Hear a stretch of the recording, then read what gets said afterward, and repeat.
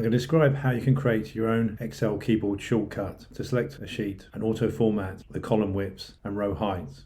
I'm using Excel on a Mac, so my keyboard shortcut will be Option plus Command plus letter B. But if you're using Windows, you could use Control and Shift and a letter. Here you can see I've entered text in several cells. I then just click Option and Command and the letter B, and the sheet's formatted to fit the text.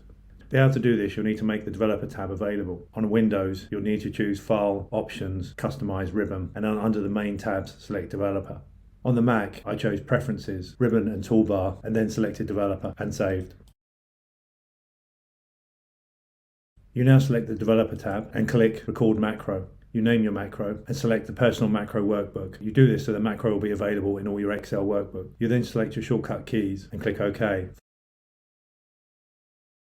Macro, you click Excel's Select All button in the top left-hand corner, then double-click column A's right-hand border and row 1's bottom border, and then just select A1. You then stop recording the macro. You'll need to close and save the personal workbook and then exit out of Excel. You then restart Excel and your keyboard shortcut will be then available to all your workbooks.